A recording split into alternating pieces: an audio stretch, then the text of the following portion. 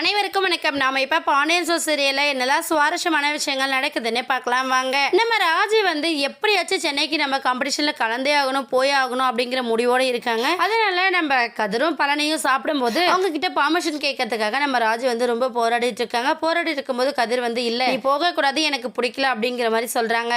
நீங்க பர்மிஷன் கொடுக்குற வரையும் நான் சாப்பிட மாட்டேன் அப்படிங்கிற ஒரு உண்ணாவிரத போராட்டத்தை கையில எடுக்கிறாங்க நம்ம ராஜி. அதனால கோவப்பட்டு சாப்பிடாம ரூமுக்குள்ளே இருக்காங்க.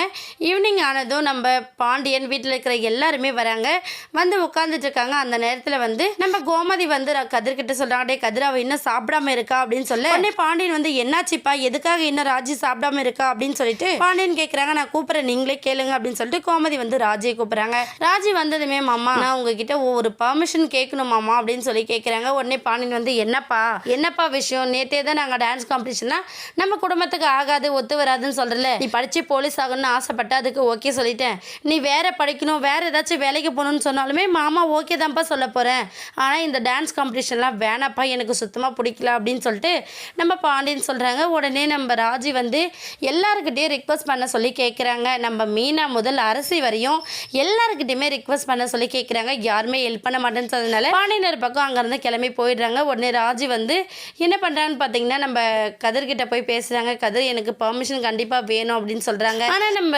கதிர் என்ன பண்ணா, சரி வா நம்ம வெளியில போகலாம் அப்படின்னு சொல்லிட்டு நம்ம ராஜியை கூட்டிட்டு வெளியில வராரு. வெளியில உனக்கு பசிக்குதா, ஏதாச்சும் வாங்கி தட்டுமா, டீ ஜூஸ் இல்லை ஏதாச்சும் சாப்பிட்றேன்னு சொல்லி கேட்குறாங்க. ஆனால் நம்ம ராஜி அதெல்லாம் ஒன்றும் வேணாம், எனக்கு நீ வேற என்ன வேணும்னு கேட்ட அப்படின்னா எனக்கு சென்னைக்கு போகிறதுக்கு பர்மிஷன் வேணும், அதை வாங்கி கொடுன்னு சொல்றாங்க. ஆனால் நம்ம கதிர் இங்க பாரு, இதுக்கப்புறம் உங்ககிட்ட என்னால் எதுவுமே பேச முடியாது. ஒன்னே ஒன்று நான் சொல்றேன், நீ என்ன காம்படிஷன்ல ஜெயிச்சு 10 லட்ச ரூபா பணம் வந்ததுன்னா என்கிட்ட கொடுத்து நான் பிசினஸ் பண்ணணும்னு நீ ஆசைப்படுற, அதுதானே உண்மையா இல்லையான்னு சொல்லுன்னு சொல்லி கேட்கிறாரு நம்ம கதிர். ராஜி இல்லை எல்லா நேரமும் நான் உன்னை பற்றியே யோசிப்பேன், நான் உன்னை பற்றி யோசிப்பேன், ஆனால் இப்போ நான் போகணுன்னு நினைக்கிறது எனக்காக தான், நான் கலந்தே ஆகணும் அப்படின்னு சொல்லிட்டு ராஜி ரொம்ப அடமண்ட்டாக இருக்காங்க.